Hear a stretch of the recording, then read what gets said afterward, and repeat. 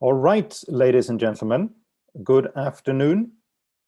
My name is Fredrik Eriksson, and I am one of the directors at the European Center for International Political Economy. It gives me great pleasure to welcome you all to the discussion we're going to have here this afternoon on trust and trade openness for COVID-19 vaccines. I want especially to welcome Simon Everett. Thank you so much for joining us this afternoon to discuss about this issue. Simon is a professor of international trade and economic development at the University of St. Gallen, and is also, as many of you will know, one of the world's leading thinkers and scholars of international trade. He founded and leads the Global Trade Alert, among other things, and he recently also co-authored a very interesting study together with some colleagues at European University Institute on production, trade, and global linkages in vaccines. The paper is called "The COVID-19 Vaccine Production Club, Will Value Chains Temper Nationalism?"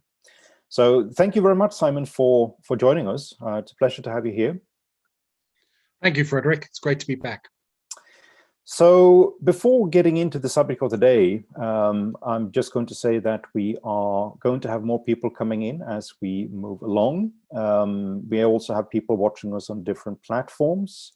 You know already what you're going to do if you want to say something or if you want to join into the discussion, which is that you can use the chat function to submit a question or perhaps even a comment there, and we will look through the chat function and bring up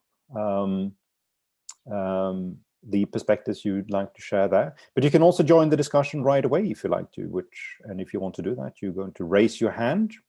And then after a while into this conversation, we're going to open the floor, so to speak, for questions, comments, objections that can come from you directly. So don't be shy. Raise your hand if you'd like to speak, and we will make sure that you get a chance to do so. All right. Now, Simon, the topic for today, I don't think it requires much of an introduction. I think most people will have followed the news and seen the developments over the past couple of months. The situation is that we have several vaccines that have been approved, and everyone, of course, want to vaccinate people across the globe as soon as possible. But given the fact that global production capacity is limited and probably will remain so for another few quarters, it means that we have governments that are looking at different measures they can take or already have taken to make sure that the vaccines are going to go to their countries first, and that they can jab their own population sooner than other countries can. And that have led to increasing fears about vaccine nationalism, and that government measures introduced in the past and now will actually have the consequence of slowing down the expansion of production capacity and also interfering with supply chains, leading to a situation where the actual supply to people will be lower than it could be. So, Simon, if we start on this issue with current restrictions, where are we now, and what type of restrictions on trade have we seen for vaccines and COVID-19 vaccines in the past months or so? Let me summarize the current situation, if I may. We have one export authorization regime, which is in effect, which is from the European Union, and I'm sure we'll unpack that more later. We have, no country has a formal export ban that I know of. We do have a number of countries which appear to have informal arrangements which frustrate or delay exportation of vaccines. Some of those are tied to the procurement contracts which governments made, and this argument is, I think, legitimately made with respect to the United States and the United Kingdom. And we also have the case of India, where the Indian government has now on 4 occasions made official statements saying that it will prioritize domestic vaccination over the exportation of vaccines, primarily to other developing countries through the COVAX facility, although exports to industrialized countries are implicated as well. So that's very much the status quo, or the situation.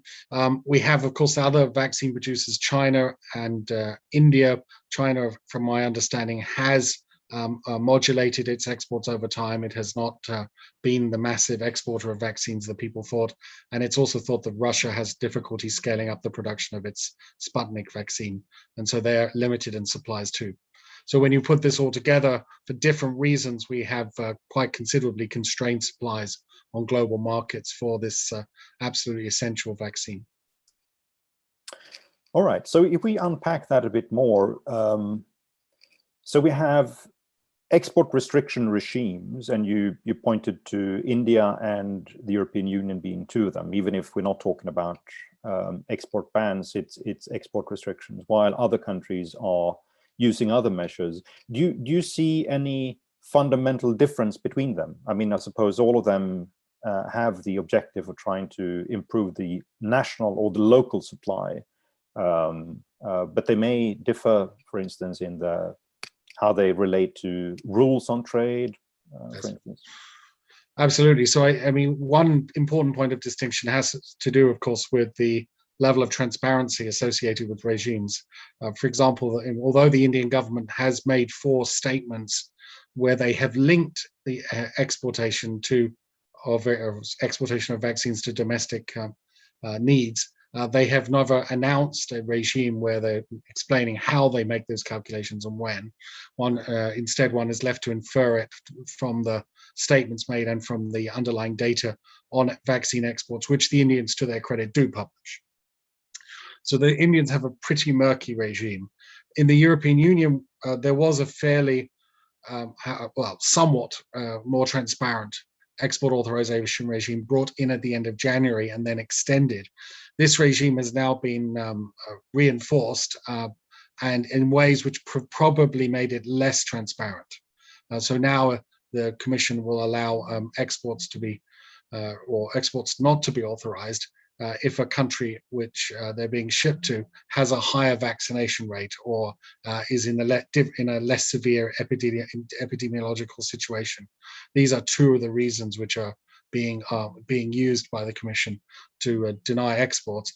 And what is sort of unclear is, what is also, I should say, clear is that the range of countries which are exempted from the EU's regime has now gone down significantly as well. So the regime is perhaps a lot less generous than it was back in January, and in some sense a lot less transparent as well, because we don't know the criteria by which this new EU regime will be implemented, and furthermore, it's unclear how the member states will interpret this text as well, because they do play a part in deciding whether or not an export will be authorized.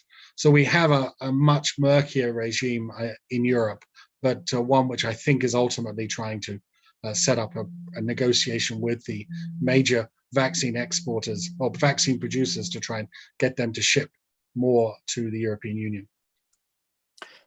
Is it fair to say that the new regime that was brought in by that was proposed by the Commission last week, that one of the main effects is basically that it's going to reduce the ability of AstraZeneca to export from European factories to the UK? Is that a right interpretation of it? I would say that's one aspect. The other aspect is that the big difference between the last regime and the current regime is that the old regime said that if a company like AstraZeneca was not meeting its commercial obligations to European Union governments, then its exports could be blocked. But if a company like Pfizer was meeting its obligations, then there was no grounds for blocking Pfizer's exports. Under the new regime, as I read it, that second guarantee that if you're meeting your obligations to the EU, you can export to the rest of the world, that's now in doubt, because an additional requirement has been put in which says that exports can be blocked on grounds of reciprocity or a different type of epidemiological situation in the destination country. And so what I think that means is that a company who is a vaccine producer in the EU who has met all of their commercial obligations to the EU may still find that its exports are are blocked, and that it must be a big source of frustration for those companies which feel like they have played by the rules. There's one other really very curious thing about the current and the previous EU export authorization regime is that it's a regime which stops a vaccine producer from exporting, but those putative exports remain the property of the company that produced them.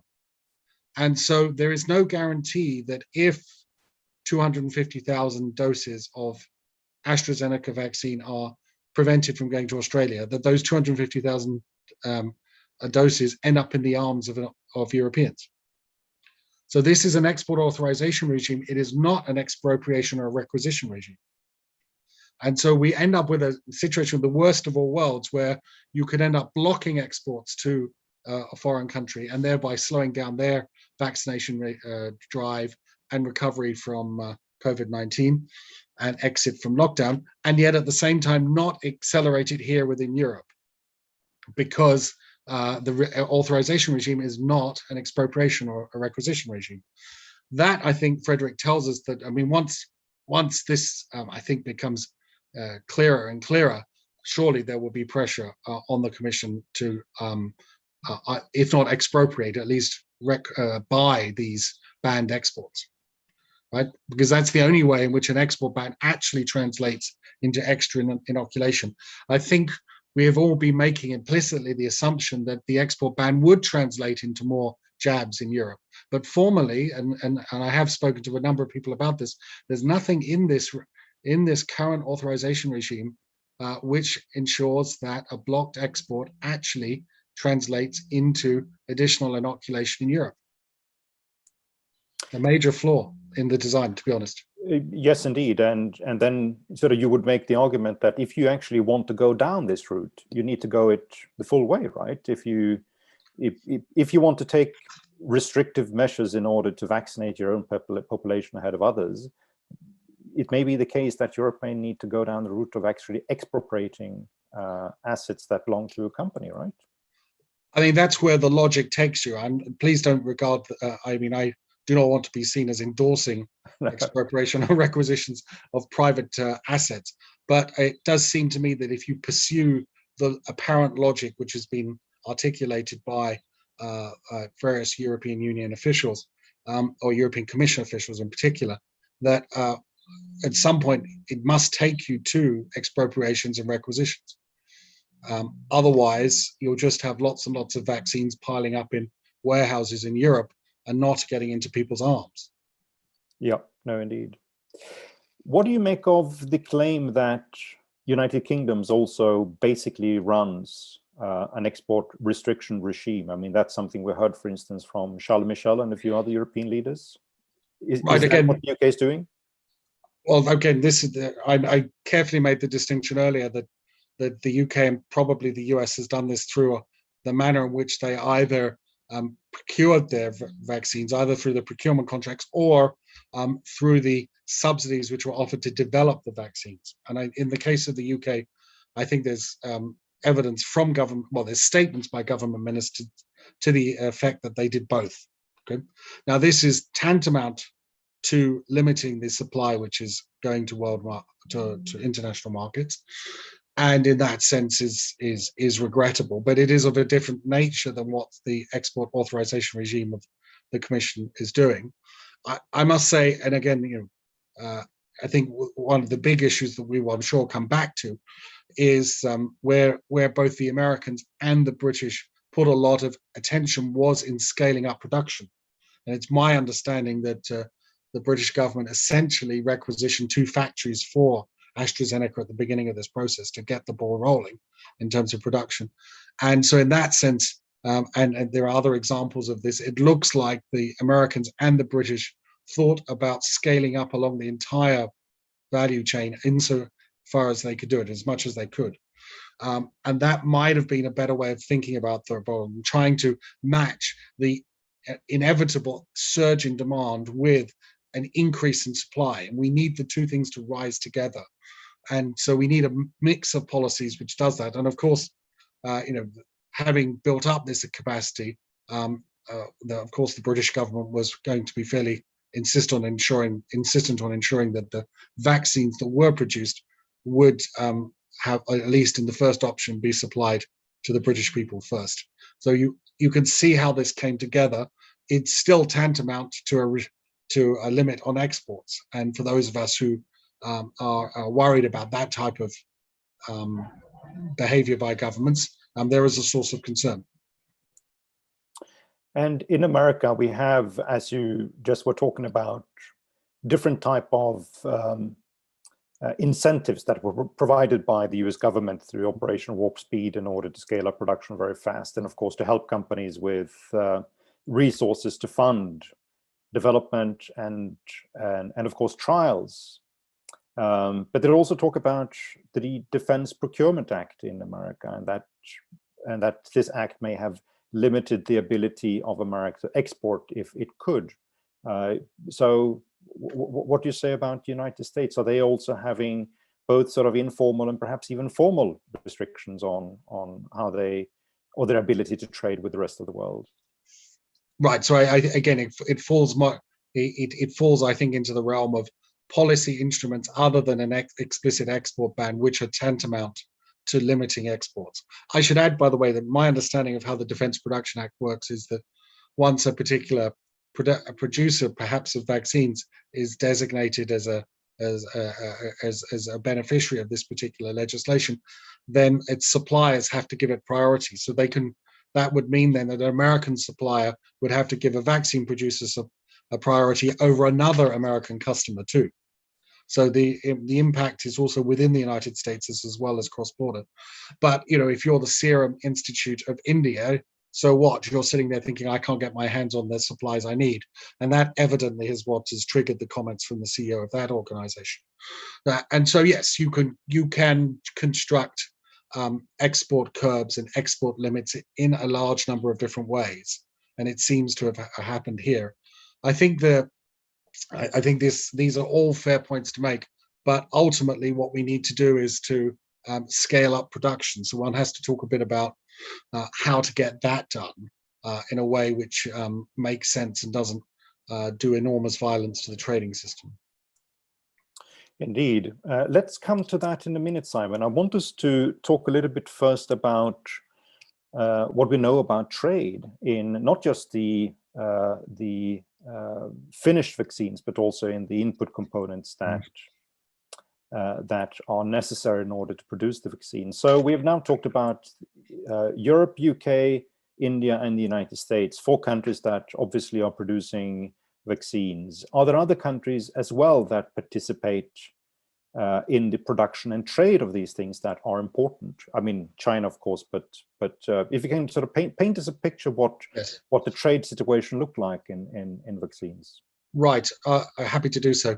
So it's best, I think, here to think about not just the vaccines, the final vaccines themselves, but also the ingredients into those vaccines. In particular, there are certain key ingredients which are absolutely necessary to get both of the 2 types of vaccines, which are 2 broad types which have been produced.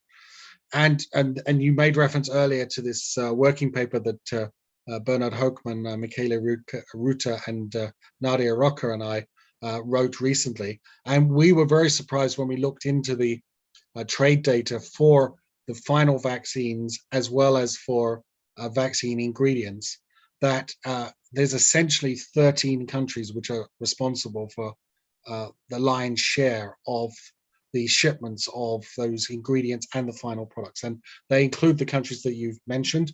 You can add to those to that list countries like Canada, which export certain very critical lipids. You can add countries. You can add Switzerland for sure to that list, and also there are some other smaller players like Argentina who are important suppliers of certain 1 or 2 ingredients. And so there is this, what we call a vaccine producers club of about 13 countries. They source about 88% of all their vaccine supplies from each other. And when you look at their trade between each other, not in overall trade, they source about 68%. So there's a 20% gap between ordinary sourcing patterns and what you see in vaccine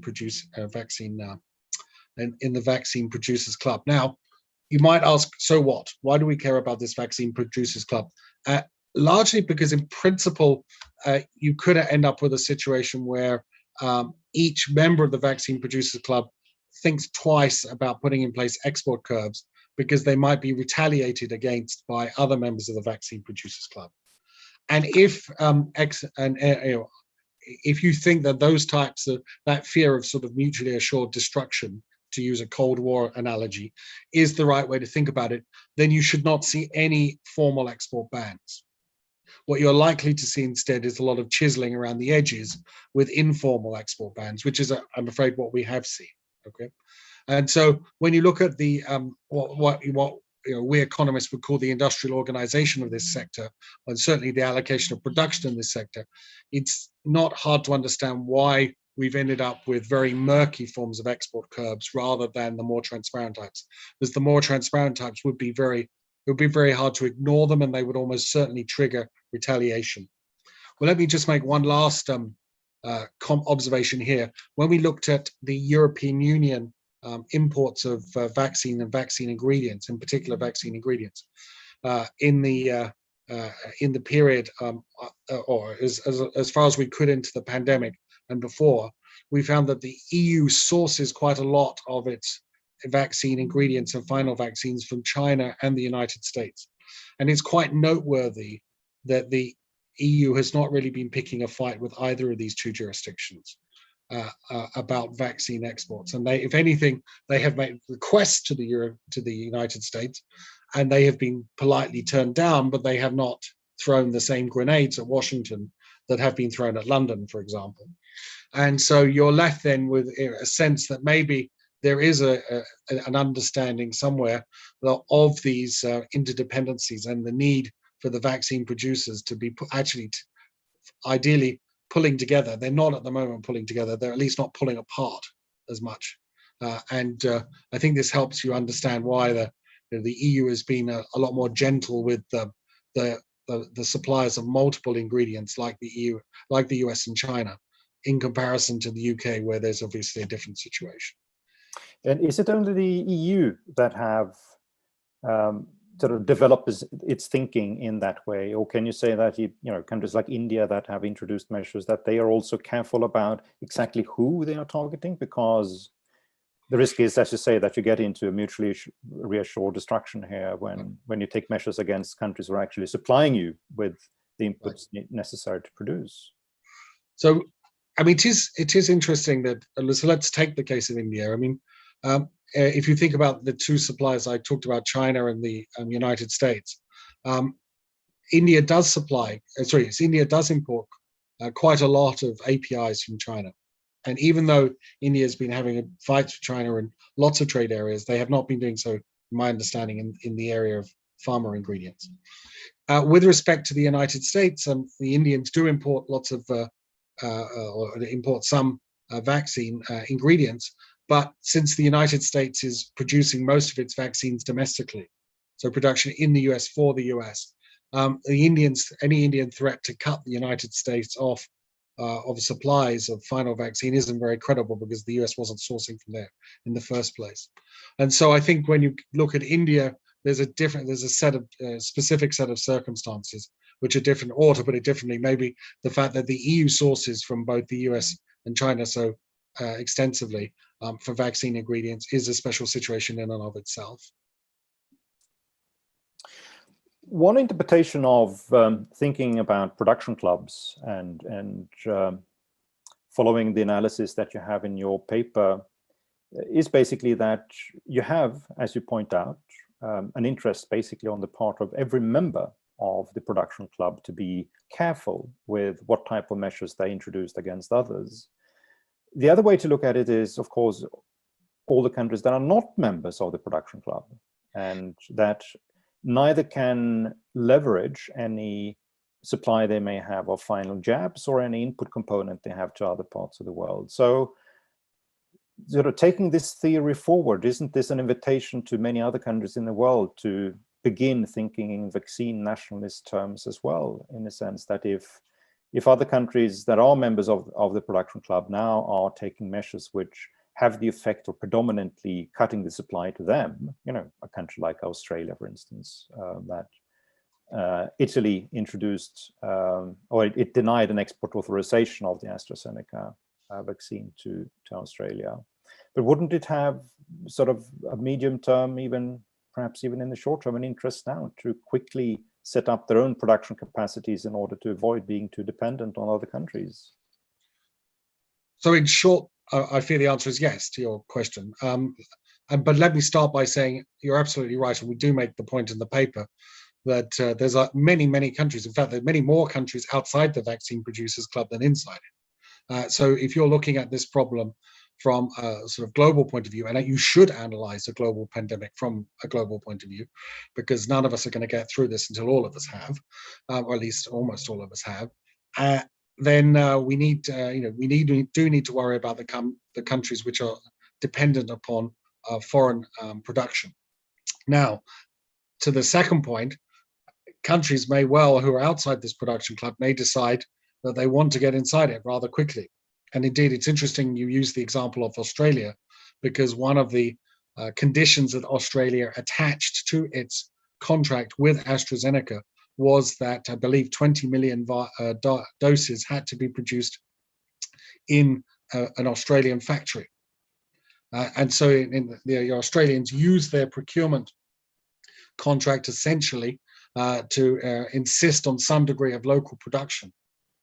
And you could imagine that the thinking may have been that was a necessary insurance policy should vaccine nationalism take off aggressively around the world.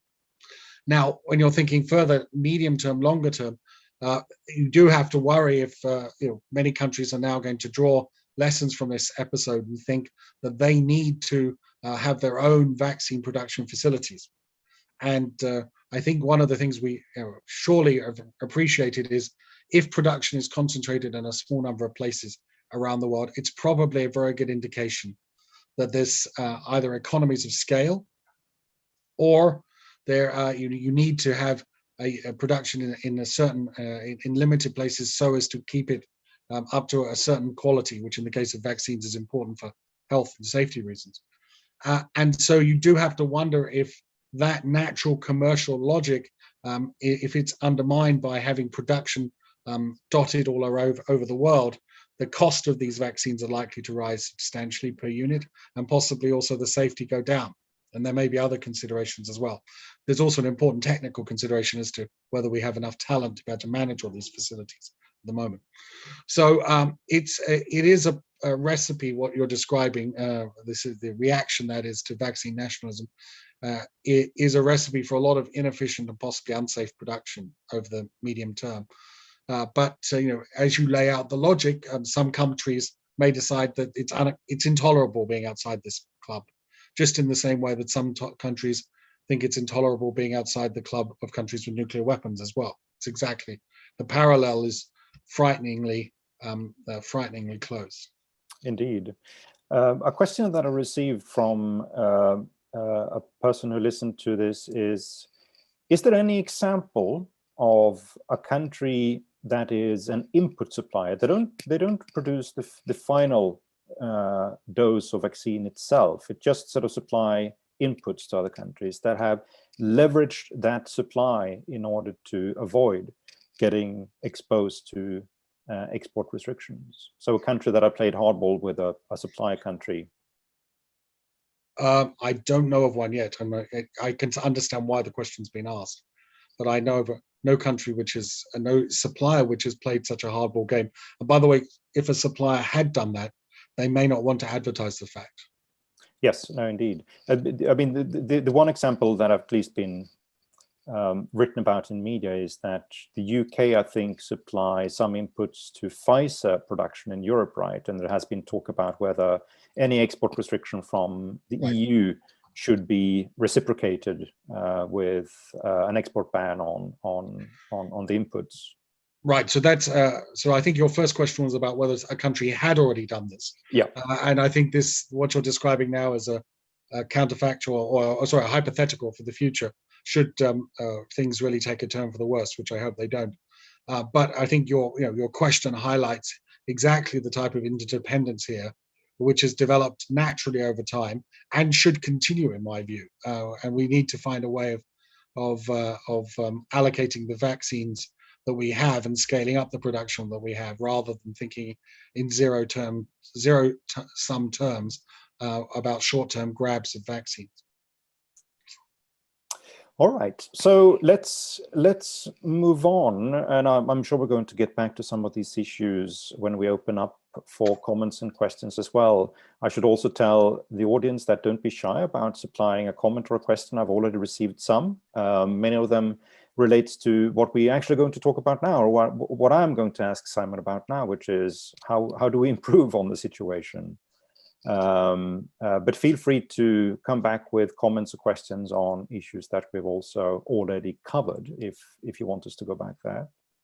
So Simon, moving on from here, what should be done in order to improve the situation? I mean, you talk in the paper about basically de-risking investments and making sure that we can expand production capacity as soon as possible. So how would we do that? Right. So the objective is clear. We need to increase production of vaccines now, and if we need to have booster jabs in future years, we're going to need that production capacity for a number of years at least. And so we are talking, therefore, about how sort of scaling up production, not as a one-off, but maybe over a number of years. This could work to our advantage if we can de-risk those investments. It's important to understand just how much money the private sector has to put into producing a vaccine plant or a vaccine production facility. And it's important to understand that in the past, sometimes we've had pandemics where, fortunately, the pandemic was milder or over faster than expected. And now here comes the kicker: governments who had ordered vaccines cancelled them. Okay? And this happened in the H1N1 pandemic in Europe. The consequence of this was that, quite frankly, if you read between the lines, the vaccine producers felt they were burned. So what we have to do is and this is something which it's not an exercise I understand many public officials do, but they might want to put themselves in the shoes of a chief financial officer trying to make the case to a corporate board as to why their company should spend hundreds of millions of dollars or euros building a production facility or two to produce vaccines, when there is substantial policy risk of cancellation of orders, when there is also the potential for export bans disrupting supplies and deliveries, and therefore customers, if they don't get their vaccines delivered, they may not pay either. And so there's revenue risk, there's supply disruption risk. All of these risks must call into question whether one wants to do these investments. And so I think what we need to be able to do is think, how do we take some of the risk out of this equation? Well, obviously, issuing export bans would be clearly one thing to do. A second would be perhaps to offer contracts to the vaccine manufacturers that even if the pandemic turns out to end faster than we expected, those contracts are offered. And just do a little bit of maths with me here. Suppose by chance we ended up over-ordering by the number of vaccines by about 12 billion, which, by the way, would imply that we would have ordered twice as much, at least twice as much vaccine than we need. At $20 a shot, that 12 billion is worth $240 billion in money, which sounds like a huge amount of money until you realize it's 1/4% of the world's GDP. And it's actually 1/24 of the potential fall in output that we had last year. Okay? So these are, quite frankly, small amounts of money compared to the output losses that we've seen. So what essentially the case I'm making is that at the moment there's a risk of us doing too little than too much. And we really need to get around the basic proposition that if you want more vaccines, we need more factories producing vaccines. Now, there's saying that is one thing. The next thing, the next challenge, and this is where we really do need the private sector's advice on, is you can't just build a vaccine production facility overnight. It's not a matter of following a recipe book. This is something which requires expertise, talent, and alike. And I think one of the if I could lock up all the chief operations officers of the world's pharma producing companies, the vaccine producing companies, I would want to know what are the constraints here. Is there an issue of do we need certain is there scarcity in certain types of scientific talent, certain types of project management talent? Where are the bottlenecks, and how do we get over those bottlenecks faster? Right. These are the areas where I think there's a much bigger problem than the area which is often emphasized in the trade debate, which is on intellectual property and compulsory licensing. That I don't think is the major constraint. In fact, having read now as much as I can about what the non-trade policy people write about scaling up production in the vaccine industry, the non-trade people talk about the need for the expertise necessary to get production to increase, and the need for sharing of tacit knowledge. That is the knowledge that can't be codified. And these are the types of constraints we need to grapple with. Now, this does not fit within the traditional silo of trade economists like myself, or trade lawyers, many of whom are contributing positively to the trade policy discourse. I think we need to get outside of our silos and talk to the people who get production done here, and find out where the real bottlenecks are. And then we have to sit down and figure out, okay, how are we going to alleviate them? We may end up with some, that the ability to scale up is not something we can do as fast as we would like, but at least we can have a much better assessment of what the problems actually are, rather than fighting over what little supply we have actually produced. So let's pick up on the IPR issue just for a moment, since we have received a question on it, which was basically, you responded to it in what you were saying, Simon. The question was if compulsory licensing or waiving IPR would help. And I think you are absolutely right in response, in the sense that the problem we have is not that we have a lot of unutilized production capacities in the world that could start to produce in the event that they could access the IP.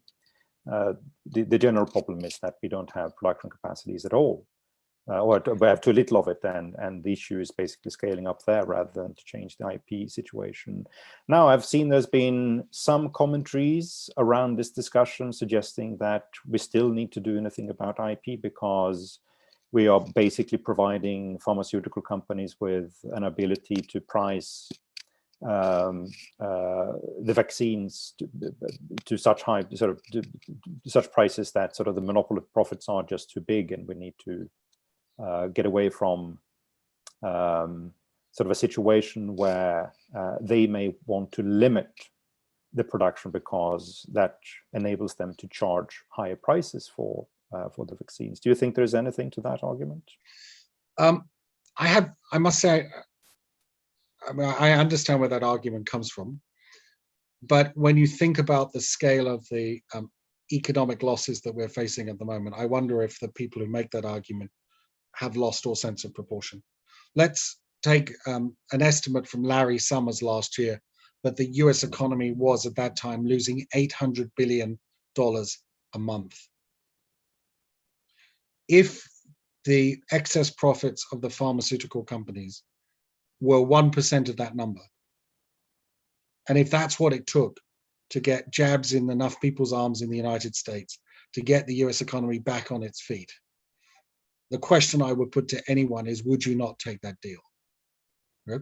You may be offended at the fact that the pharmaceutical companies are making what you think of as excess profits, but are we losing sight of the big picture here, which is that the scale of the economic losses is so large, but not just in the United States and elsewhere, that the sooner we can sort of get our output levels back to where we were, this will swamp any of the costs, any of the profits that the pharmaceutical companies are making. Now, from what we know, and let me just let me make a second point here. From what we know about the prices being charged by the pharmaceutical companies, what has leaked out, and again, we had the rather helpful leak by the Belgian health minister, as you may recall on Twitter. The numbers there do not look extortionate. Okay, there is indeed variation across the world in terms of prices paid. There was an article in the British Medical Journal recently, which documented that, and so there are differences, and we can talk about whether or not developing countries should pay more or less. I would think there's a strong case for them paying no more than what is being paid in industrialized countries. But then we should fix that problem, quite frankly, with aid. Let's deal with that problem there. But I fear what's happening is because of this legacy of the TRIPS agreement and the bad blood with the pharmaceutical sectors, some people are going down this rabbit hole in thinking about excess profits, the need for a TRIPS waiver, and they're losing sight of the big picture here. And the big picture is getting more jabs in people's arms, and that requires more factories and more production. And how do we get to that? And if the pharmaceutical industry and its shareholders end up making some money out of this, it will be a small price to pay compared to the losses that we are already incurring now. Yes, indeed. That is actually a very, very good point. I saw the Marginal Revolution blog had a few months ago. They made sort of a what they call the economics equation of the vaccine, which is that it's basic, and it's that the cost for vaccines is measured in billions. The costs of lockdowns and having societies closed because of the pandemic is measured in trillions. So there you go. Yeah. Now, coming back to what you were saying, so as I understand your argument, what is required now is to provide insurance from public policy that the production environment, the demand is going to be there in the future. So that's one sort of stream of work for governments to do. And in order to get there, we need to understand from the private sector what they need, basically, in order to make these investments in factories. What else can government do? You talk in the paper about measures that I would classify basically as trust and transparency measures. What are those? Okay, well, it's certainly the case that distrust is not helping. Let's put it this way. So whatever steps we can take to begin to increase, or rather to decrease distrust, and at least, we don't have to trust each other not to distrust each other, I think is the right way of thinking about this. That would be good. And understanding if there are suspicions that that producers in Europe were transshipping goods out through other countries, exempted countries under the old regime, to destination countries which shouldn't be receiving it, then again, this is all about how one monitors shipments and how one monitors exports in your own jurisdiction. So there's a lot in terms of what the countries can do in terms of making sure that deliveries happen in their own to the trading partners who they think should receive them. Again, I don't think countries should necessarily have export controls, but if you are going to go down that route, I think, obviously, I guess another area where trust has to be built is, and again, it speaks to the production side of this, it's pretty evident that some of the production plants in Europe and elsewhere have had a lot of difficulties.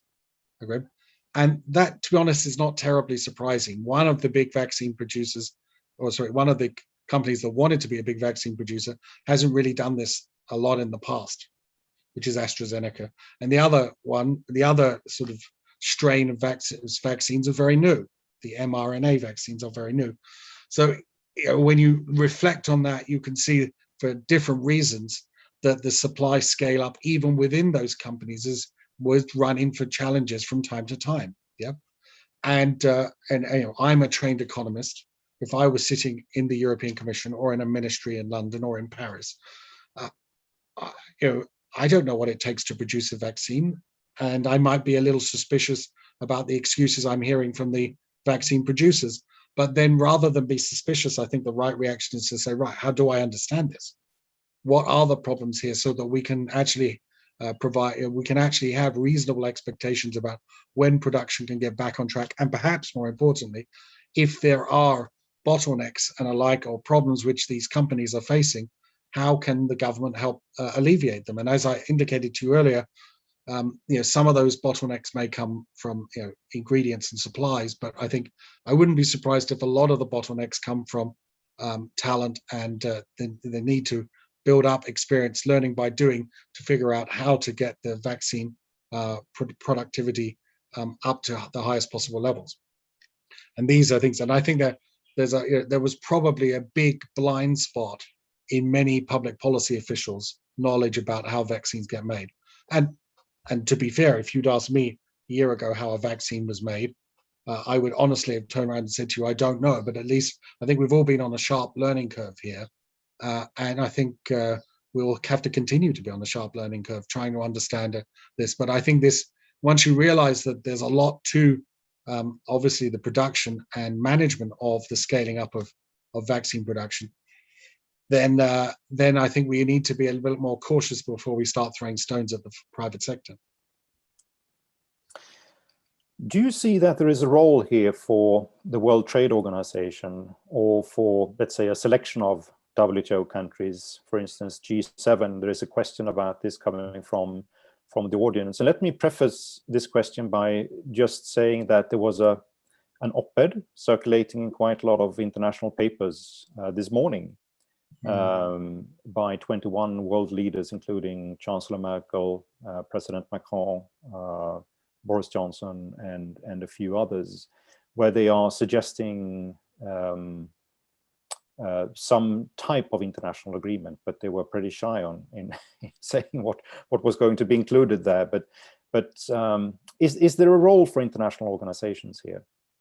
There's most definitely a role for international organizations as both monitors of what's going on, and also bringing perhaps the vaccine producers and the vaccine the vaccine innovators and the vaccine contract manufacturers together. So that's a separate area.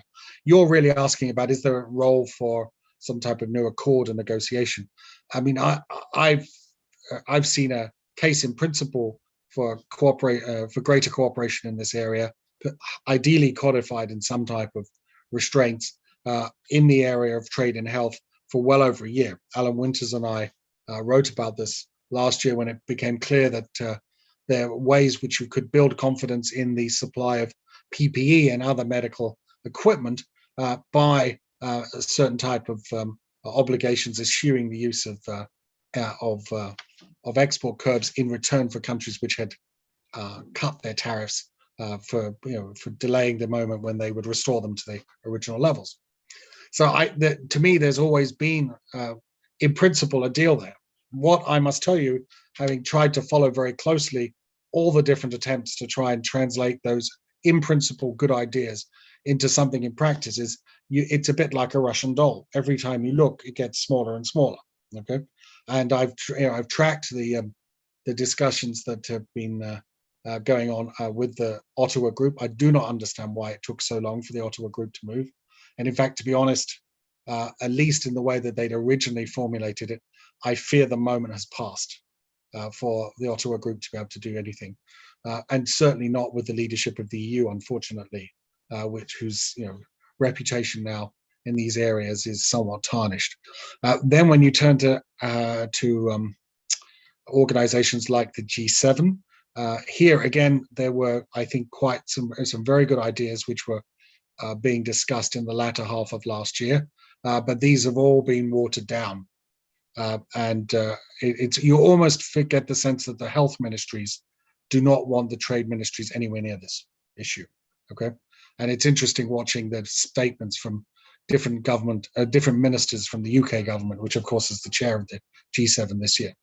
So I must say, I've lost a little bit of faith that that's going to result in very much. And the G20, I think, will be even harder to do anything than the G7. So what are you left with? Maybe we're left with a coalition of countries other than the EU who are interested in taking these issues forward, but they may have to do this on their own rather than through a WTO initiative. That, of course, goes against the instincts of most of us, because we would like to see that organization reinforced. But it may be that steps have to be taken amongst groups of governments. But I fear it will not necessarily involve any of the big players who at the moment do not seem to be too keen on signing up. And how do you look at the sort of scenario forward now, or the scenarios going forward? Are you optimistic that we are at least beginning to grapple with the coordination issues that we need to grapple with in order to expand production supply? Or do you see that there is a much greater risk that more countries will succumb to various forms of government interventions that are going to restrict supply and have spillover consequences on firms' ability to plan for investments in the future? Are there risks that we have other trade frictions that are going to spill over on vaccines? We have a question here from one of the audience asking about EU-China relations, whether there are risks for input supply coming from China to Europe. So how do you see us going forward from here? Optimistic or more pessimistic? Well, I think that if you look at the evidence on the ground, there are certainly grounds for some pessimism, right?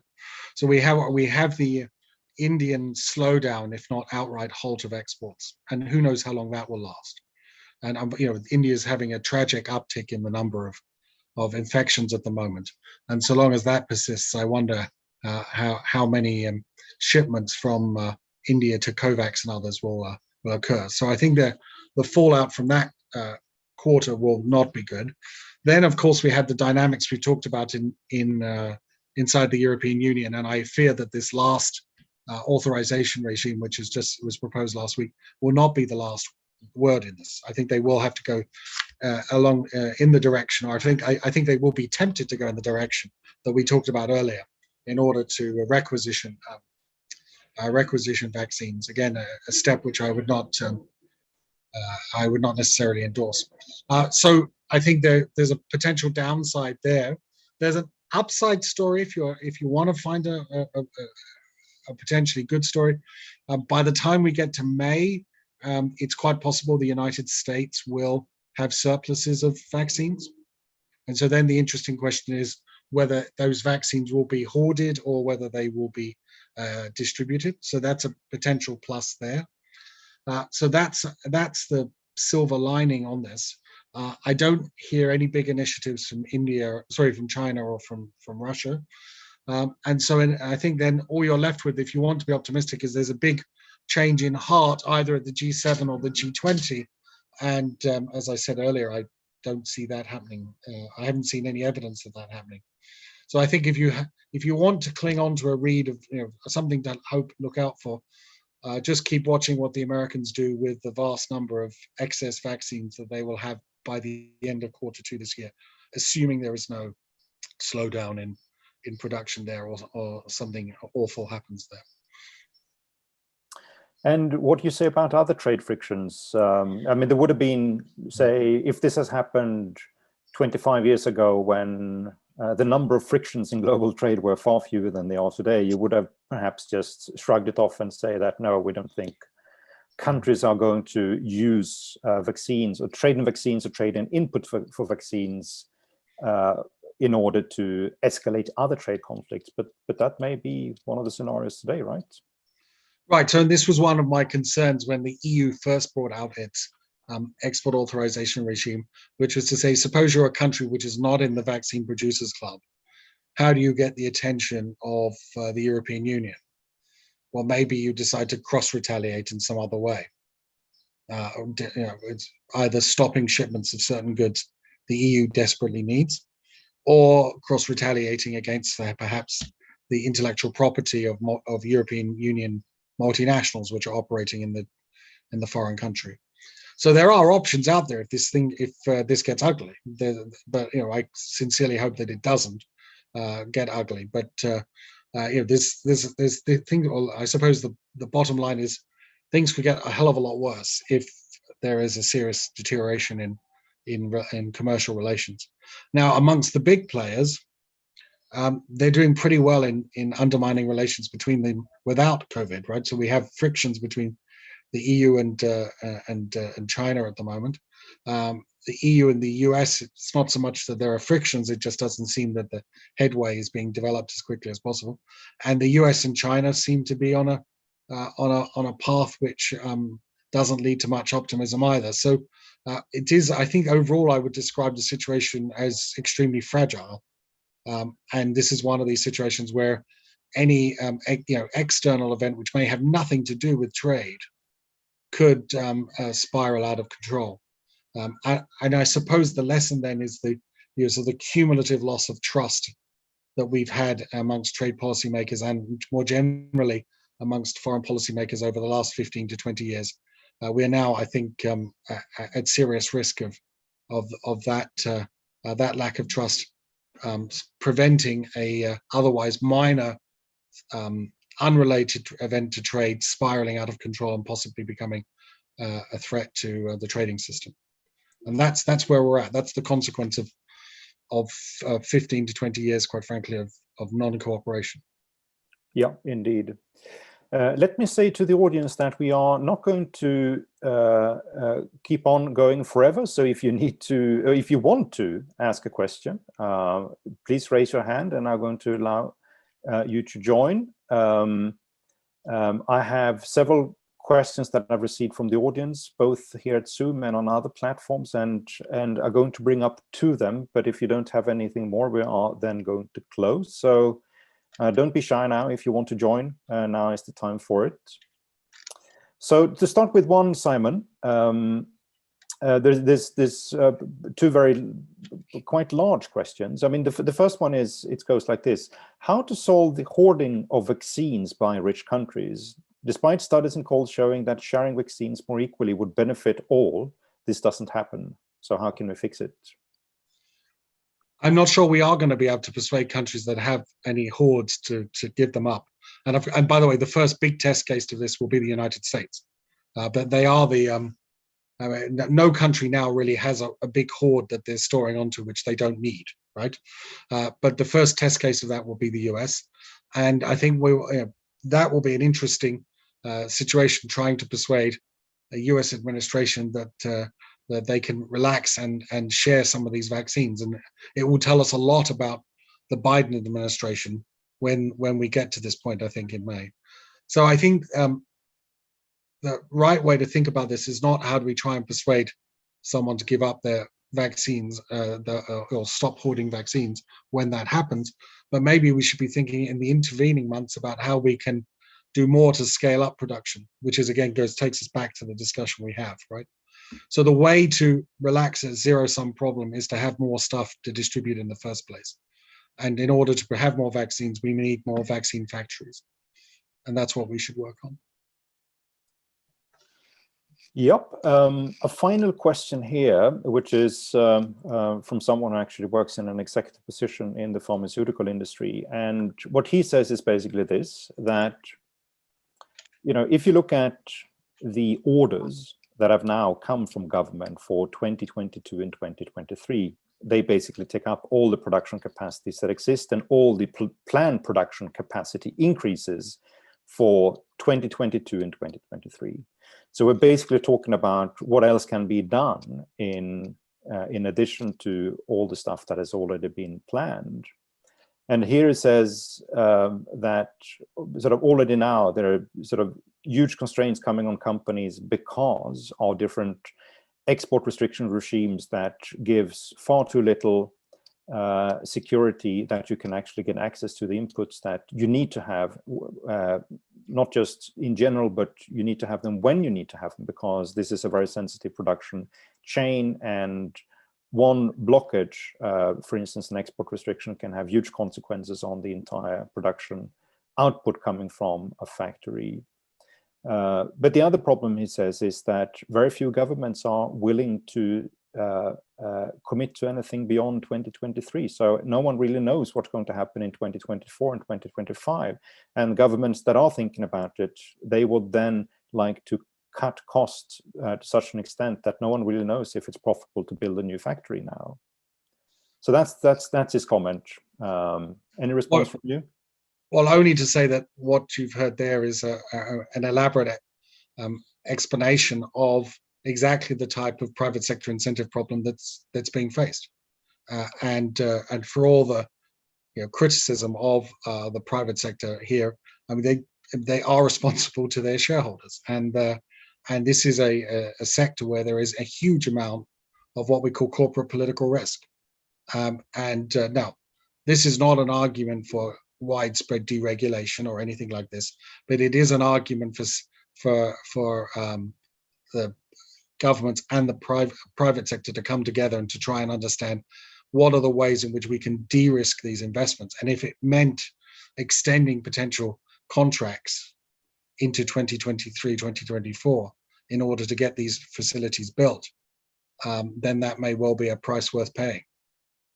Again, much would depend on what the costs are, but just let's not lose sight of the huge output losses we're facing now, on top of the huge societal and health-related costs, which many people are paying now. And if we don't fix this thing soon, we'll have more people with long COVID, and they will be paying the price for years. So I think there's a real health imperative here, not just an economic one. All right. Simon, thank you so much for taking the time to join us this afternoon and enlighten us on the current developments of trade restrictions and production in COVID-19 vaccines. It's been a great pleasure talking to you. Thank you much, Frederick. It was a pleasure as always. All right, and thank you to all for joining us for this event. Let me just close by saying that I urge you all to read the paper that Simon co-authored. It's available also on the in the invitation that we sent for this event. And if you don't have it, just get in touch with us, and we make sure that you get access to the link where you can read the paper. It's very good. All right, thank you all.